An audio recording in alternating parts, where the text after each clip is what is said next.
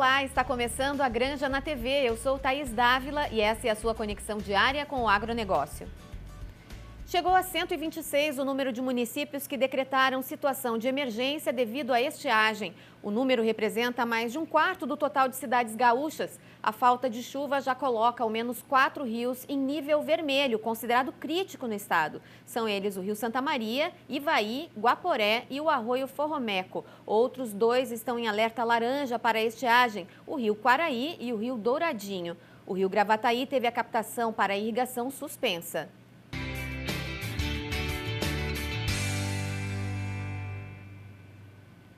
Vamos falar agora sobre ovos. Os Estados Unidos enfrentam alta significativa nos preços, muito em função dos casos de influenza aviária que vem dizimando o plantel de aves no país americano. Já no Brasil, o que subiu em janeiro foi o fluxo de exportações de ovos, mais de 22% em volume e em valor, segundo a Associação Brasileira de Proteína Animal. Sobre esses e outros assuntos, eu converso agora com o presidente executivo da Associação Gaúcha de Avicultura, José Eduardo dos Santos. Tudo bem, Eduardo? Olá, Thaís, tudo bem? Sempre uma honra falar com você aí. Estamos à disposição. Vamos começar falando sobre essa situação dos Estados Unidos, Eduardo. A influenza está sem controle por lá? Olha, Thaís, a gente está, inclusive, aqui num evento em São Paulo, né, onde o assunto está sendo bastante debatido. Inclusive, tem representantes aqui que vieram de lá, dos Estados Unidos, né? E o que acontece é um certo desabastecimento no mercado, uma oferta bem ajustada, né? O que acaba gerando aí esse aumento de preços lá nos Estados Unidos, que está em torno de 8, 9 dólares a dúzia, né? Isso aí convertendo em reais, a gente sabe que dá quase 50, 60 reais, né? O que acontece é que tem uma situação bastante complicada, né, em detrimento à influenza aviária, né? E isso acaba afetando também o fluxo comercial, né, de abastecimento. Então, assim, abre uma janela para o Brasil, para o Rio Grande do Sul exportar para os Estados Unidos, né? Ainda não temos essa confirmação assim da exportação direta para os Estados Unidos. Isso ainda está sendo trabalhado aí por parte dos órgãos oficiais, mas também abre e amplia a demanda de países que os Estados Unidos abastece ou abastecia, né? Tanto que nós tivemos esse resultado aí nas exportações divulgadas pela Associação Brasileira de Proteína Animal, e já no início do mês a gente já via esse movimento, né, conversando com alguns players aí do setor que são exportadores, né, esse aumento na procura, na busca, né? Então a gente já almejava. O que impacta no Brasil e no estado do Rio Grande do Sul, que também estamos aí vendo um aumento de preços, né? É que o setor já vinha de situações complicadas no ano passado, com as enchentes no Rio Grande do Sul, né, depois com a casa de Newcastle, né? Então o setor já vinha com uma cautela na produção, né, para evitar aí qualquer tipo de prejuízo fora da curva, fora do normal, né? E aí isso acaba indo de encontro com o aumento da exportação, né? E ao mesmo tempo agora nós enfrentamos um calor no Rio Grande do Sul que também influencia no fluxo produtivo, na alimentação das aves, na postura, na produção de ovos das aves, que acaba sendo prejudicado, né? E isso também é mais um fator que leva, né, a esse movimento que está acontecendo no estado do Rio Grande do Sul e no Brasil como um todo, né? Agora, Eduardo, o setor da avicultura, em função do ciclo das aves ser mais curto do que bovino ou suíno, por exemplo, ele consegue se articular e se movimentar, ampliar e reduzir alojamento e tudo mais. Como é que fica esse movimento agora com essa realidade? Você lembrou bem, né? A gente tem essa condição de fazer uma adequação rápida, né, num curto espaço de tempo, né? Quando nós tivemos ali vários problemas em 2022, quando o milho aí chegou à casa dos quase 100 reais, cento e poucos, o setor teve que fazer esse movimento, porque os prejuízos estavam, né, cada vez mais consumindo, né, o capital do setor, do produtor, da indústria, né? E agora, nesse ano de 2024, que tivemos esses acontecimentos, né, no Rio Grande do Sul, como eu citei anteriormente, né, o setor vinha também com uma cautela na produção, né? O que acontece agora? Nós não podemos, em hipótese alguma, deixar o mercado gaúcho desabastecido, né? Está tendo um aperto na oferta, né? Está tendo momentaneamente, mas o setor é consciente que tem um limite até determinado preço, né, para atender o mercado, né, e automaticamente, se necessário, ali na frente o setor rever sua plataforma de produção para não deixar faltar produto e nem termos aí uma extrapolação, né, nesse fluxo todo de preço, né? Então a gente está bastante atento para isso, né, e acompanhando esse movimento tanto no mercado interno quanto no mercado externo. Agora, a demanda no mercado externo está aumentando, né? Isso aí é notório, né? Eu volto a dizer, os números da BPA já mostram isso, né? E nós teremos um ano atípico para a produção de ovos, tanto para abastecimento no mercado interno, né? Quanto a oferta, né? E a aumento na demanda da exportação. Bom, e essa questão que você colocou aí do calor, tivemos mais uma semana muito quente aqui no Rio Grande do Sul, né? De que forma isso afeta o metabolismo das aves e chega a ter mortalidade? Eu até por isso que eu citei, né, que é um encontro de fatores que acabam culminando nessa oscilação de mercado, né, de preços um pouco mais, né, altos do que a gente vinha praticando, né, e realmente o calor ele interfere tanto no frango de corte quanto no frango poedeira de produção de ovos, né. No frango de corte as aves ficam mais cansadas, mais estressadas, não se alimentam bem e não se tem uma conversão alimentar para atingir o peso ideal, né, afetando o mercado. E também tem um índice de mortalidade, que tem na logística, no transporte, no alojamento, em detrimento ao calor, porque nem todos os aviários têm uma condição de ambiência aviária como alguns outros mais modernos. E na produção de ovos não é diferente, né? Diminui a produção, né? As aves diminuem a alimentação, então isso é tudo uma interligação de ciclo produtivo, né? Então, ela diminui a alimentação, diminui a produção de ovos e também temos aí mortalidade, tá? Então, esse fator, somado com os demais que eu citei, né, acabou gerando essa situação. Mas eu volto a dizer, né, tranquilizar o consumidor, né, tranquilizar aí os supermercados, mini mercados, né, que nós vamos passar por um período de aperto na oferta, né, mas o setor não vai deixar faltar produto. Alimento, né? Vamos falar do alimento aí que é base para muitas refeições, né? Seja para o dia a dia das pessoas, como para a indústria de processamento de outros alimentos, como biscoito, massas, pães, né? E outros aí, a gastronomia mesmo, que depende, né, dos ovos aí para a composição de diversas refeições. 2024 foi um ano desafiador e 2025 já começou com alguma surpresa para o setor, Eduardo. Como é que está o ânimo dos produtores? Sim, eu inclusive falei há pouco aqui no painel do evento que eu estou aqui em São Paulo, justamente isso, né? A gente está já preparado para fazer a gestão das crises, né? Viemos lá da pandemia, depois tivemos aí a questão das enchentes, tivemos o Newcastle no Rio Grande do Sul, né? E agora começamos com o calor, com essa mudança, né, no fluxo comercial externo e tudo mais, né? A gente tem que ficar com os pés no chão, né? Dialogar muito com o setor, dialogar muito com o governo, buscar os caminhos para viabilizar a produção, né? Buscar os caminhos para manter o atendimento ao mercado interno, né? E enfrentar os desafios, né? A gente está aí para isso, para enfrentar, né? A gente vê que as mudanças climáticas continuam, né? Trazendo aí, né, um outro ritmo de dia a dia, né? De ciclo, né, dos nossos dias aí a cada ano. Então a gente vai enfrentar, né, com muita união, principalmente cuidando da questão sanitária, que também é vital. Veja bem o estrago que está acontecendo nos Estados Unidos. E nós falamos aqui também que é preciso intensificar, né, as ações no âmbito da biosseguridade em vários níveis de produção, né, não só na produção comercial, mas estender as produções domésticas, as produções até mil aves, né, outras que não têm um regramento.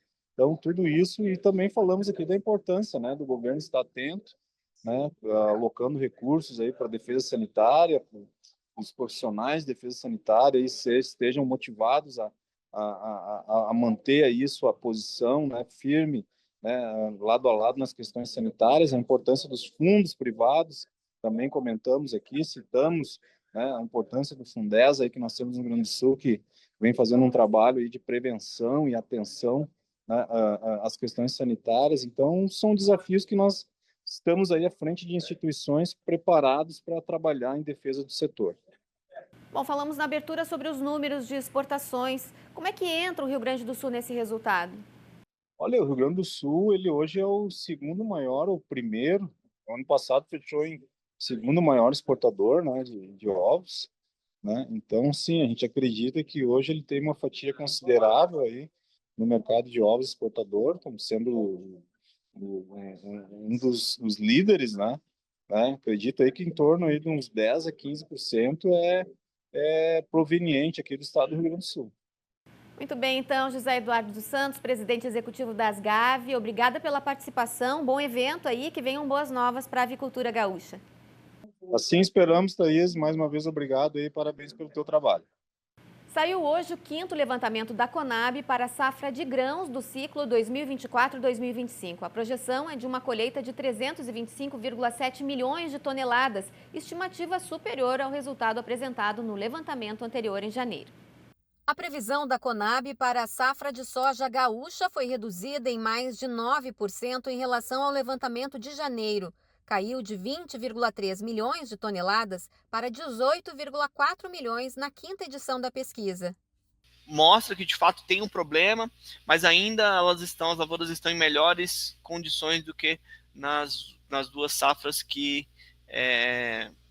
foram aí bem prejudicadas pelo clima.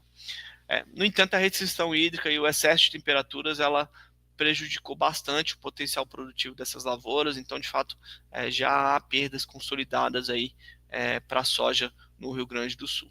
A Granja na TV faz um rápido intervalo e em seguida temos Mundo Agro e Direito no Campo. Até já!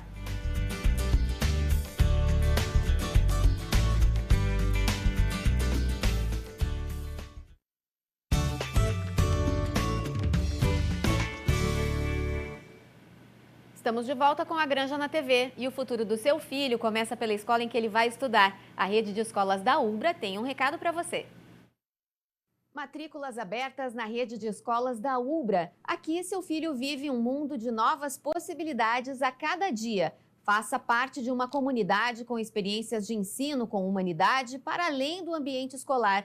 Aqui você encontra atendimento individualizado, valorização do esporte em todos os níveis de ensino, ênfase na língua inglesa, iniciativas e projetos inovadores. E ainda conta com aulas de robótica, educação tecnológica e cultura maker, além de desenvolver em nossos alunos uma mentalidade empreendedora.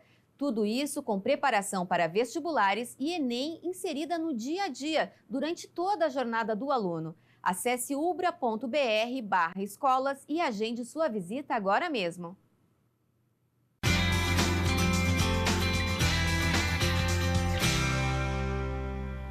Foi publicado nesta semana o decreto que institui o Programa de Regularização de Dívidas e Facilitação de Acesso ao Crédito Rural da Agricultura Familiar, o Desenrola Rural. De acordo com o governo federal, o programa tem o objetivo de facilitar o acesso a novos financiamentos ou a negociação de dívidas. Será que a medida atende às necessidades dos produtores? É o que vamos conversar agora com o advogado especialista em direito agrário, Francisco Torma.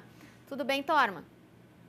Tudo bem, Thaís? Olha, eu concluí que as nossas gravações aqui são abençoadas, porque sempre quando a gente para gravar, para falar sobre direito e agro, chove no Rio Grande do Sul. Olha só que coisa boa. Estamos com a quinta-feira abençoada e pelo menos nas quintas tem chovido alguma coisa, né, Tor? Exato. Acho que a gente tem que gravar mais. Vamos fazer uma participação diária, então, para garantir a lavoura de verão. Boa. Bom, vamos falar um pouquinho do Desenrola Rural. Foi feito no final do ano passado ainda, o ministro do Desenvolvimento Rural fez um anúncio aí durante uma fala na Voz do Brasil e depois custou para sair o decreto, né? Agora saiu, o que quer dizer para o pequeno produtor especialmente? Perfeito. Para quem não se lembra, o governo federal vem trabalhando com essa ideia do Desenrola já para a população urbana, já saiu esse programa justamente para o pessoal que tem alguma dívida, que está comprometido, não consegue acessar crédito, não consegue mais se reorganizar por conta de alguma dívida, então facilitar o pagamento com descontos, com rebates.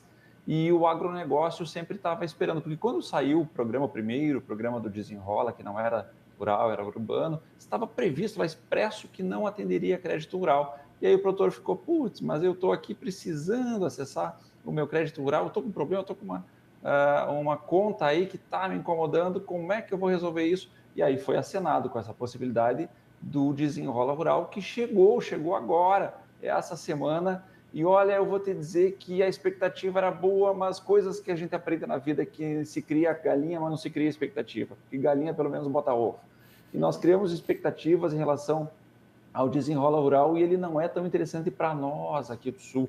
Ele é interessante, sim, para o pessoal que costuma pegar crédito rural, costuma fazer o seu financiamento com recursos do Fundo Constitucional do Centro-Oeste, do Fundo Constitucional do Nordeste e do Fundo Constitucional do Norte. Isso é algo que são fundos que existem há muito tempo para justamente trazer desenvolvimento para essas regiões, mas eu acho que nós podemos, a essa altura do campeonato, repensar esses fundos, porque no Brasil já não há mais tanta diferença assim. Inclusive, se for pensar em um lugar que hoje em dia está precisando de um fundo especial, é o Rio Grande do Sul, é o sul do Brasil, que está sendo muito mais castigado aí pelas questões climáticas. Então, para esse pessoal aí que se utiliza desses fundos constitucionais lá do Norte, do Nordeste e do Centro-Oeste, nós temos excelentes descontos, entre 40% e 80% da sua dívida vai ter desconto para esse pessoal do Pronaf. Inclusive, vão poder acessar novas operações do Pronaf, ainda que estejam negativados.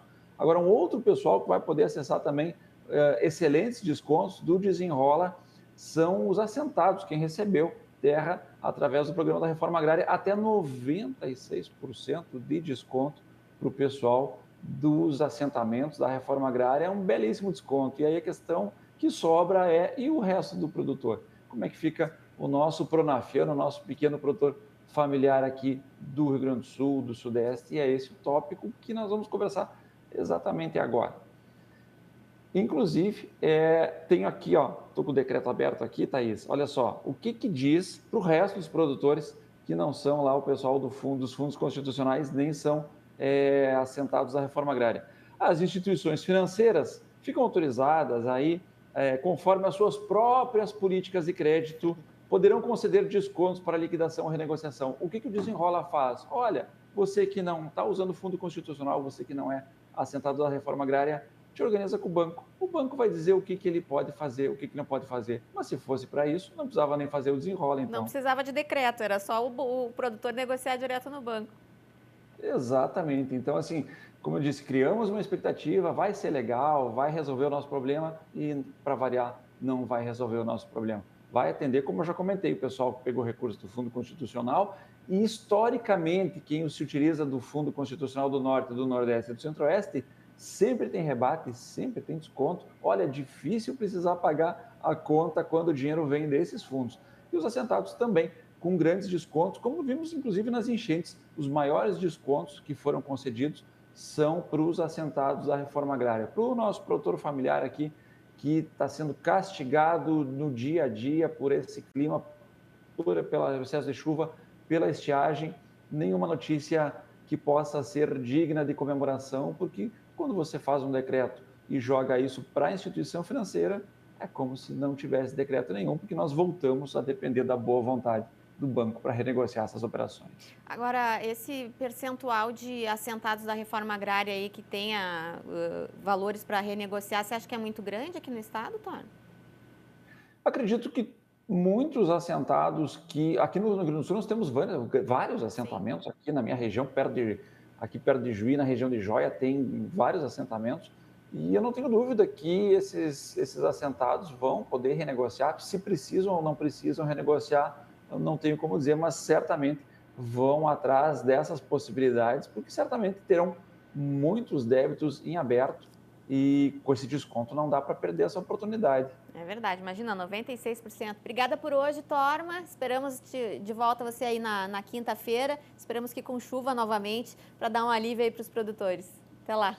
Isso aí, até quinta-feira que vem, provavelmente tomara com chuva. Com chuva. Até. Tchau, tchau.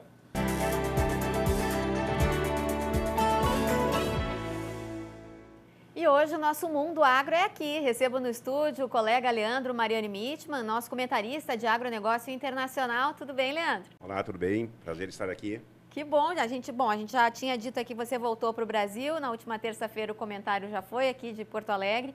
Mas é importante também estar aqui no estúdio, conhecendo o nosso estúdio pessoalmente aqui na sede da Ubra em Canoas. Agora, aproveitando a tua presença aqui, fazendo um balanço desse período, dessa estada lá na Alemanha, né? Como é que você acha que o europeu vê o agronegócio brasileiro dentro da sua realidade enfrentada por lá? Bom, eu acho que o europeu ele vê o agro brasileiro com uma total importância e isso, digamos, foi oficializado quando se assinou o acordo Mercosul e União Europeia lá no finalzinho do ano passado, quando a própria presidente da Comissão Europeia esteve aqui na América do Sul, foi em Assunção, mas não foi muito longe daqui, né? Só o fato de ela ter vindo de lá, só o fato de terem assinado esse acordo, que estava há 25 anos em discussão, o fato de terem assinado esse acordo que vai facilitar o comércio brasileiro, o comércio sul-americano, o Mercosul, esses 4, 5 países do Mercosul com a União Europeia, e ela ter vindo até a América do Sul para assinar, isso, digamos assim, reforça o quanto o agro da América do Sul, sobretudo o brasileiro, é importante para a União Europeia. Isso é bem importante. Isso que tinha muito protesto lá de alguns segmentos agrícolas contra esse acordo, né? Agora, Leandro, queria saber da tua percepção pessoal mesmo. O Leandro, pessoa que estava vivendo lá na Europa com a esposa e com o filho, como é que é a vida por lá? Sempre com esse olhar para o agro que a gente tem, né? A gente conversava antes sobre isso. Os alimentos, o tipo de alimento consumido, os preços, como é que foi essa vivência? Bom, a Alemanha, a Europa como um todo, sim, mas a Alemanha, sobretudo, tem uma agricultura familiar bastante forte, assim, a agricultura, ela é essencialmente familiar, assim. Isso lembrou muito aqui o Rio Grande do Sul, Santa Catarina, o Paraná, onde eu já morei em Santa Catarina, né, antes de vir para cá. Digamos assim, essa foi uma coisa que me marcou assim bastante, essas semelhanças assim digamos do agro aqui do sul do país com o agro europeu. Não é o continente lá, ele não abriga tantos a produção agrícola como é no Mato Grosso, como é em Goiás, grandes extensões de terra, assim. Bem especificamente sobre alimentos, muito marcante também as carnes preparadas em supermercados, assim. Algo que, para quem não é muito, digamos assim, afeito à cozinha, é ótimo, assim. A praticidade. Carne, exatamente. É uma praticidade. Carnes tanto de frango quanto de suínos e bovinos, tipo costela, enfim, já ela precisa só ser levada ao fogo, assim. Essa praticidade, assim, também foi algo que me impactou na arrancada lá, logo que fui morar lá. Maioneses preparadas também, assim. Tipo, as próprias hortaliças assim em embalagens menores também facilita assim, até porque as famílias europeias são famílias bastante pequenas, assim, pai e filho, um casal e filho, né? Sim. E uma coisa que a gente sempre ouve falar, né, sobre as frutas, por exemplo, que as frutas lá do hemisfério norte são frutas meio sem gosto, não tão doces quanto as nossas. Você percebeu isso também? Não, sabe que não, exatamente isso não. Achei as frutas bastante saborosas, assim. Não... Importadas, possivelmente. Então. Muita fruta importada. Essa talvez isso eu tinha até o hábito, aliás, tinha no Brasil e continuei lá de verificar a procedência dos alimentos. E na Alemanha, até por ser um país centralizado, muitas frutas de outros países, assim, inclusive daqui. Mamão papaya era uma fruta bastante presente lá. Em mais de uma rede de supermercado observei. Mas muita fruta de vários países, assim, e eles sempre com a menção da origem, assim. Frutas italianas, espanholas e outros países menores ali, Polônia, bastante comum a presença de frutas, até porque a Alemanha é um país bastante frio e uma boa parte do ano eles não têm uma facilidade assim em produzir frutas. Aí, claro, pode importar mais do sul da Europa, como a Espanha, Portugal, né? Bom, você citou aí no começo da sua fala a presidência da União Europeia e tudo mais, essa visão que o setor, as lideranças e o próprio setor do agro da União Europeia, da Europa, tem em relação ao Brasil, é claro e é visível. Mas o cidadão comum com quem você conversava por lá, conhecia, sabia onde que era o Brasil? Sabe o que se faz por aqui? Não, eles não, digamos assim, o centro deles realmente é a Europa, assim, eles são muito centralizadores, assim, pensam muito... no seu umbigo. Exatamente. É algo muito semelhante que eu já estive nos Estados Unidos, mas eu nunca morei nos Estados Unidos, assim, sobre os americanos, assim. Eles estão muito preocupados com o mundo deles, com o quintal deles, assim. Alguns, muito surpreendentes, alguns desconhecimentos, assim, de alguns europeus sobre onde é que ficava o Brasil, assim, Olha só. digamos assim, não exatamente alemães, assim, mas de outros países de lá. um grande desconhecimento assim sobre o que é o Brasil, o tamanho do Brasil. Eles estão muito centrados lá na Europa, assim, isso me marcou também, sabe, Thaís? Bom, para a gente finalizar, encerrado esse seu ciclo lá na Europa, de volta ao Brasil, mas sempre com foco no mundo agro, que é o título da sua participação aqui no programa. A partir de agora, outros países também de fora do continente europeu, Estados Unidos, a Ásia, também vão entrar aí nos seus comentários, Leandro? Com certeza, a gente sabe que o Brasil tem um número clássico, assim, que a ONU, a FAO, ligada à ONU, entende que o mundo vai ter que produzir até 2050 e vai ampliar em 70% a produção de alimentos para atender às demandas, e desses 70%, 40 pontos percentuais vão ter que sair aqui do Brasil. Vai ter muito espaço para crescer. O produtor que está nos acompanhando saiba que você vai ser muito importante aí para a alimentação do mundo.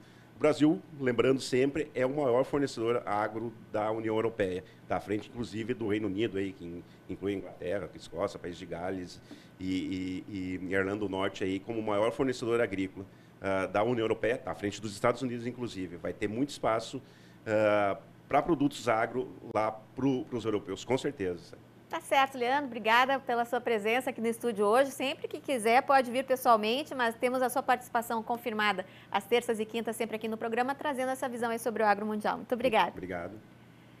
E a Granja na TV de hoje fica por aqui. A gente volta amanhã. Até lá.